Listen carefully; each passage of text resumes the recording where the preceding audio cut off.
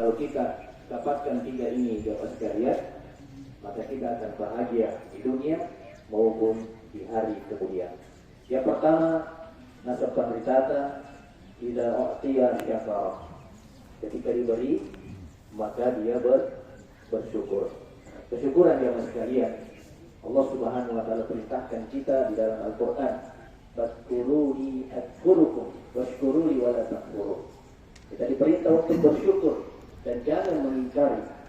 Itu perintah Allah Subhanahu wa taala. Dan Allah Subhanahu wa taala jamin siapa yang bersyukur maka pasti Allah akan tambah. Ya, Allah jamin. Di dalam Al-Qur'an Allah Subhanahu wa taala sebutkan, "La in syakartum la azidannakum wa la in kafartum inna 'adzabi lasyadid."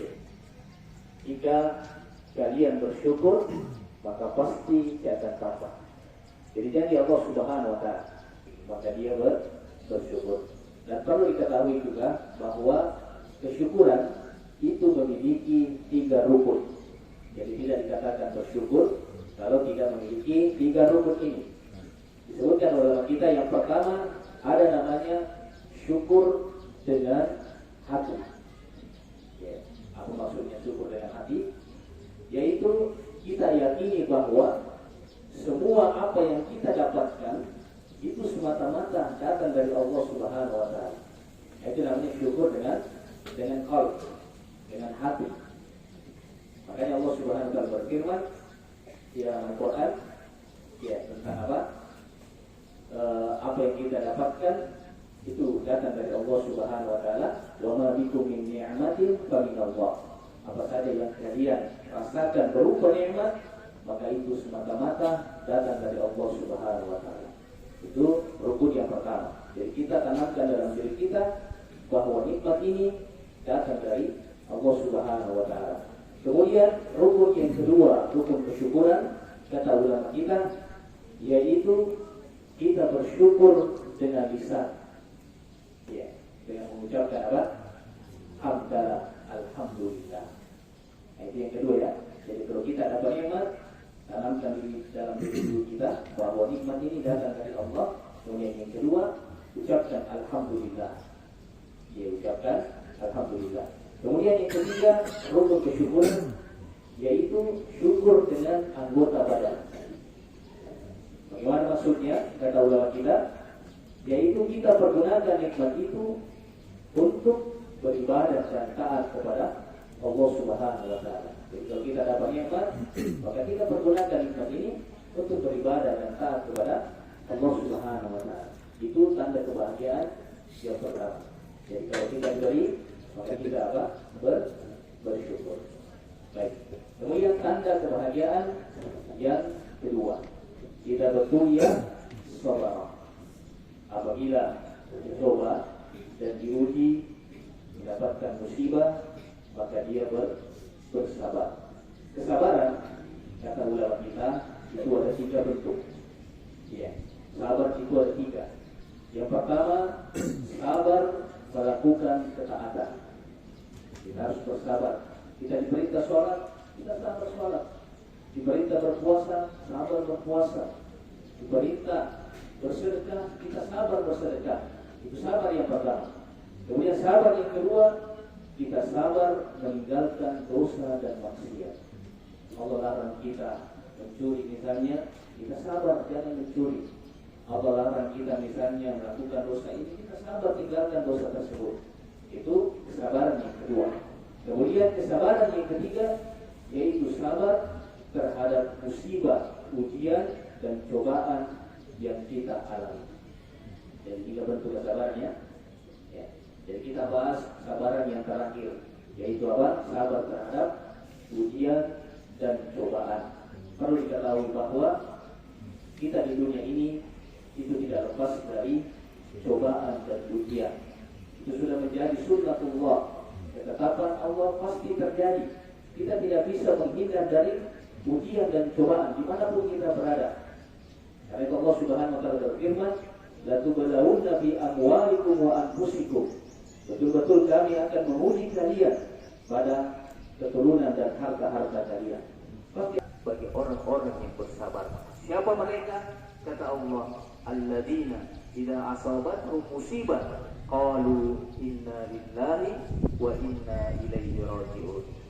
Yaitu orang-orang yang ketika tertimpa musibah, tertimpa ujian, dia menyatakan inna lillahi, sesungguhnya kami ini milik Allah, wa inna ilaihi raji'un, dan kita pasti akan kembali kepada Allah Subhanahu wa taala. Ulaika alaihim shalawatu min rabbihim wa rahmah wa ulaika humul muhtadun.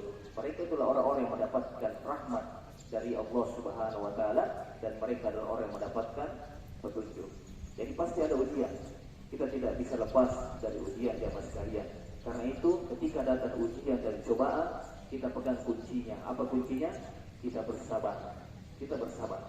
Karena orang-orang bersabarlah yang diberikan pahala yang sangat besar. Innama yuwaffas sabiruna ajrahum bighairi hisab.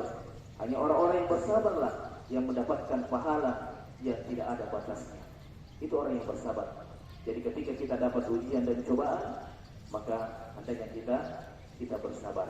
Dan perlu juga diketahui jemaah sekalian bahwa adanya ujian dan cobaan itu adalah tanda kebaikan bagi kita. Ini orang mu'min Allah Subhanahu wa taala. Jadi Allah inginkan kepada kita kebaikan. Jadi jangan ada berburuk sangka. Ya, kalau kita dapat ujian, cobaan, banyak sekali ujian saya. Mungkin Allah tidak suka lagi sama saya. Tidak ya? Adanya ujian dan cobaan itu tanda kebaikan. Allah menginginkan kebaikan kepada kita. Dan Nabi SAW sebutkan, "May yuridillahu bihi khairan yusibah minhu." Siapa yang Allah inginkan kepadanya kebaikan, pasti ada ujian, pasti dicoba, pasti dikasih musibah. Itu tanda kebaikan. Bahkan adanya ujian dan cobaan itu adalah tanda kalau Allah itu cinta kepada kita. Ya, Allah masih cinta kepada kita. Kalau ada ujian dan cobaan. Jadi jangan ada berburuk sangka. Allah sudah benci kepada saya, sudah banyak sekali ujian saya alami. Tidak. Bahkan sebaliknya, Allah itu cinta kepada kita.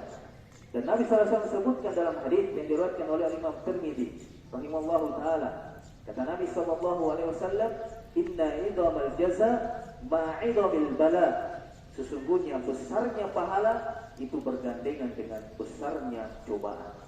Jadi kalau kita ingin meraih pahala yang besar, persiapkan diri kita untuk diuji, untuk dicoba. Ya, kemudian kata Nabi SAW, "Wa innallaha idza habba qauman ibtalahu." Dan jika Allah Subhanahu wa taala mencintai suatu kaum, maka pasti Allah akan berikan dia bala, ujian dan cobaan. Itu tanda cinta. Kalau Allah kasih kita ujian, itu berarti Allah cinta kepada kita. Kemudian kata Nabi SAW, "Faman radiya falahur ridha." Barang siapa yang ridha terhadap musibah itu, maka dia mendapatkan ridha Allah Subhanahu wa taala. Tapi siapa yang berkeluh kesah, tidak menerima cobaan dan ujian yang Allah berikan kepadanya, maka dia mendapatkan murka Allah Subhanahu wa taala. Jadi itu yang kedua, kita bertulia sabar. Ketika kita mendapatkan ujian dan cobaan, maka kita apa? Kita bersabar. Baik, kemudian tanda kebahagiaan yang ketiga, yaitu wa idza aznaba istaghfara. Ketika jatuh dalam perbuatan dosa dan maksiat, maka kembali kepada Allah beristighfar. Ya, sudah kita ketahui bahwasanya manusia itu tidak lepas dari apa? Dosa dan kesalahan. Siapapun dia, pasti ada kesalahan, pasti ada dosa yang dia lakukan. Tapi sebaik-baik orang yang melakukan dosa, dia kembali kepada Allah Subhanahu wa taala, beristighfar dan bertaubat. Karena itu Nabi SAW sebutkan di dalam hadis yang sahih, kata Nabi SAW, "Kullu bani Adam khata'un wa khairul khata'in at-tawwabun." Setiap anak cucu Adam itu pasti melakukan dosa dan kesalahan. Ya. Tapi sebaik-baik orang yang melakukan dosa, dia kembali kepada Allah Subhanahu wa taala, beristighfar, mengakui dosanya di hadapan Allah Subhanahu wa taala. Ini tanda kebahagiaan. Kalau kita sudah lakukan ini jemaah sekalian, insya Allah kita akan bahagia di dunia, terlebih lagi di hari kemudian. Jadi kalau kita jatuh dalam dosa, beristighfar kepada Allah Subhanahu wa taala. Sebagaimana Nabi SAW, Nabi kita itu senantiasa beristighfar. Disebutkan dalam hadis Bukhari Muslim, Kata Nabi sallallahu alaihi wasallam, "Wallahi inni la astaghfirullah wa atubu ilaihi fil yawm aktsara min 70 marrah." Demi Allah, saya itu beristighfar di setiap harinya lebih dari 70 kali. Ini Nabi kita. Di riwayat yang lain disebutkan Rasulullah itu beristighfar 100 kali dalam setiap harinya. Ya, ini Nabi kita selalu beristighfar. Terlebih lagi kita jemaah sekalian, umat Rasulullah sallallahu alaihi wasallam, hendaknya kita senantiasa memperbanyak istighfar kepada Allah Subhanahu wa taala. Dan siapa yang senantiasa beristighfar, maka segala urusan dia akan dimudahkan oleh Allah Subhanahu wa taala. Nah, ini dapat jaminannya. Jadi kalau kita dapat urusan susah, sempit, maka perbanyak istighfar. Karena dengan istighfar itu urusan semua akan mudah. Ya, dan Nabi sallallahu alaihi wasallam sebutkan di dalam hadis yang diriwayatkan oleh Imam Ahmad, kata Nabi sallallahu alaihi wasallam, "Man lazima al-istighfara, ja'ala Allahu lahu min kulli dhaiqin makhrajan wa min kulli hammin farajan wa razaqahu min haitsu la yahtasib." Barang siapa yang senantiasa beristighfar, maka kata Nabi sallallahu alaihi wasallam, Allah Subhanahu wa taala akan memberikan jalan keluar dari segala urusan yang dia alami. Ya, urusan sempit yang kita dapatkan ketika kita beristighfar, Allah kasih jalan keluar. Dan Allah Subhanahu wa taala akan berikan kelapangan segala urusannya. Dan Allah berikan rezeki dari arah yang dia tidak sangka-sangka. Itu istighfar. Dan istighfar ini Masya Allah luar biasa ya. Ini banyak sekali keajaiban istighfar ini. Ada pernah ya tiga orang datang kepada ulama kita, Al Hasan Al Basri rahimahullah taala. Jadi ini ketemu tahu lokopan cerita. Tiga orang ini jamaah sekalian mengeluh kepada ulama kita. Orang yang pertama datang, dia mengeluh musim kemarau, tidak pernah hujan. Ya, mengeluh kepada ulama kita. Kenapa ini tidak pernah hujan? Bagaimana solusinya? Apa jalan keluarnya? Tidak pernah hujan, musim kemarau. Apa kata ulama kita?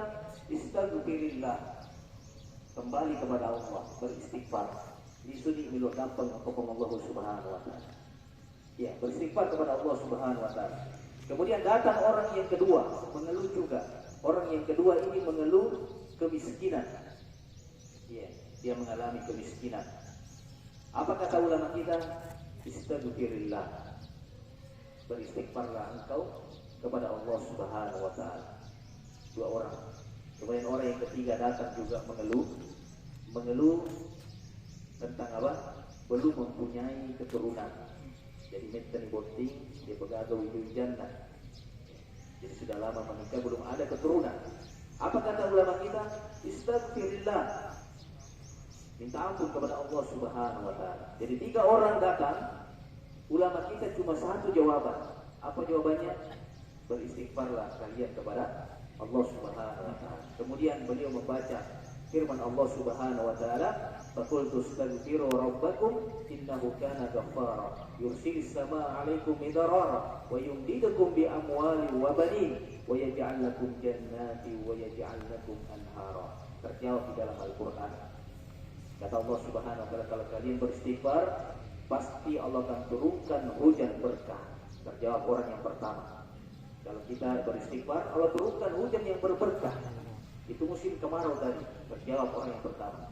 Kemudian kalau kita beristighfar, kata Allah Subhanahu wa taala, akan memperbanyak harta-harta kalian. Terjawab orang yang kedua, mengeluh kemiskinan. Kemudian kata Allah Subhanahu wa taala, kalau kalian beristighfar, maka akan memperbanyak keturunan kalian. Terjawab orang yang ketiga tadi bertanya. Itu istighfar ya sekalian. Jadi istighfar itu luar biasa ya. Dia kasih satu kisah tentang keajaiban istighfar ini. Dan ini dialami oleh ulama kita yang bernama Al-Imam Ahmad rahimahullahu taala. Dari pandai kata Imam Ahmad rahimahullahu taala, beliau pernah melakukan perjalanan jauh safar ke negeri Basrah. Ya, jadi beliau ke negeri Basrah. Setiba di negeri Basrah, beliau singgah salat Isya di salah satu masjid. Setelah salat Isya, namanya orang yang safar melakukan perjalanan jauh pasti mengalami kecapean. Jadi ulama kita Imam Ahmad ini capek, lelah. Akhirnya apa? Beliau tertidur di dalam masjid setelah sholat Isya. Maka orang-orang di masjid mengusir beliau. Beliau diusir keluar, tidak boleh tidur. Masjid mau dikunci. Dan orang-orang tidak tahu bahwa yang diusir ini adalah Imam Ahmad rahimahullahu taala, pendeta. Ya, dia tidak tahu. Maka beliau pun keluar di teras masjid. Beliau pun tertidur karena capek. Kemudian beliau diusir lagi. Ketika beliau diusir jamaah sekalian, maka di samping masjid itu ada penjual roti. Dia membuat adonan roti. Ternyata dia melihat Imam Ahmad diusir. Maka orang ini, penjual roti ini, dia memanggil Imam Ahmad untuk istirahat di rumahnya. Ya, pergi saja ke rumah. Lori boleh kamu rawat di yonder istirahat. Pergi saja ke rumah ya. Ada tempat istirahat. Dan penjual roti ini tidak tahu kalau beliau adalah siapa? Imam Ahmad. Tidak tahu. Jadi dia panggil ke rumahnya istirahat. Sampai di rumahnya jemaah sekalian, ternyata Imam Ahmad melihat ya penjual roti ini membuat adonan roti. Dia membuat adonan roti. Dia bikin roti. Setiap kali apa? Dia senantiasa beristighfar. Setiap mencampur adonan roti, dia beristighfar. Astagfirullah, astagfirullah, astagfirullah. Maka Imam Ahmad ta'ajjub. Ya, heran atau luar biasa ya amalan ini. Maka Imam Ahmad bertanya, sudah berapa tahun engkau amalkan amalan itu? Selalu beristighfar. Kata penjual roti ini, saya sudah mengamalkan 30 tahun. Masya Allah ya. Jadi sudah 30 tahun senantiasa beristighfar kepada Allah Subhanahu wa taala. Kalau buat roti, istighfar, astagfirullah. Kasih terigu, buat saya, astagfirullah, astagfirullah. Maka kata Imam Ahmad, bertanya lagi kepada penjual roti, apa yang Allah Subhanahu wa taala berikan kepada engkau setelah melakukan amalan ini, amalan istighfar? Kata penjual roti ini, tidaklah saya berdoa kepada Allah Subhanahu wa taala kecuali Allah kabulkan doa saya. Subhanallah ya. Jadi tidaklah dia berdoa kepada Allah kecuali pasti Allah kabulkan doanya. Kemudian kata penjual roti ini, tapi masih ada doa saya satu belum dikabulkan oleh Allah Subhanahu wa taala. Ya, masih ada doa saya satu belum dikabulkan. Apa kata Imam Ahmad? Beliau penasaran ya. Doa apa yang belum dikabulkan? Mau ketemu sama Imam Ahmad. Apa kata penjual roti? Saya pernah berdoa kepada Allah Subhanahu wa taala supaya saya dipertemukan dengan ulama kita yang bernama Imam Ahmad. Masya Allah, ketemu akhirnya. Tidak pernah dikisahnya. Ya. Jadi penjual roti ini menyatakan, saya pernah berdoa kepada Allah, belum dikabulkan, supaya saya dipertemukan dengan Imam Ahmad ulama kita. Ketika itu Imam Ahmad bertakbir, Allahu Akbar, sayalah Imam Ahmad. Allah Subhanahu wa taala kabulkan doa. Perhatikan. Ya, dikabulkan doanya disebabkan karena apa? Banyak istighfar kepada Allah Subhanahu wa taala. Dan ini kita bisa lakukan. Ya, kita sebagai misalnya guru, tidak ada kerjaan atau lagi istirahat, senantiasa istighfar, astagfirullah, astagfirullah. Kita sebagai murid misalnya, waktu istirahat atau lagi belajar misalnya, tidak paham pelajaran, perbanyak istighfar, astagfirullah, astagfirullah. Karena kalau kita istighfar, maka Allah akan mudahkan urusan kita. Kita mau ujian, contohnya ya, kita mau ujian, soalnya susah. Kenapa susah? Karena tidak belajar. Mudah itu kalau kita belajar. Misalnya ya, contoh, susah kita jawab. Perbanyak istighfar kepada Allah Subhanahu wa taala. Boleh jadi Allah bukakan kita. Iya, Allah bukakan kita. Ketika apa? Kita perbanyak istighfar. Jadi ini ya, tiga tanda kebahagiaan. Saya ulang yang pertama tadi, idza utiya syakara.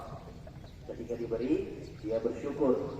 Kemudian wa idza batuliya sabara. Ketika dicoba, diberikan ujian, dia bersabar. Kemudian yang ketiga, wa idza atnaba istaghfara. Dan ketika dia melakukan dosa dan maksiat, dia kembali istighfar kepada Allah Subhanahu wa taala. Kata ulama kita, inilah tiga tanda kebahagiaan. Siapa yang memiliki ini, maka insya Allah taala dia akan bahagia di dunia terlebih lagi di hari kemudian. Saya kira seperti disampaikan nasihat yang singkat ini memuari anugerah Allah Subhanahu wa taala. Semoga Allah Subhanahu wa taala memberikan keberkahan dan semoga Allah Subhanahu wa taala memudahkan kita semua mengamalkan ilmu yang telah kita pelajari sehingga kita mendapatkan kebahagiaan, keselamatan baik di dunia maupun di hari kemudian. Terakhir saya mengucapkan jazakumullah khairan. Semoga Allah Subhanahu wa taala membalas kebaikan kepada para guru dan kepada anak-anak sekalian atau adik-adik sekalian yang memberikan kesempatan kepada saya untuk duduk sejenak memberikan beberapa nasihat. Semoga apa yang kami sampaikan ini bisa menjadi bekal kita baik di dunia maupun di hari kemudian. Lebih dan kurangnya mohon dimaafkan. Ilahuna subhanakallahumma bihamdik asyhadu an la ilaha illa anta astaghfiruka wa atubu ilaik. Assalamualaikum warahmatullahi wabarakatuh.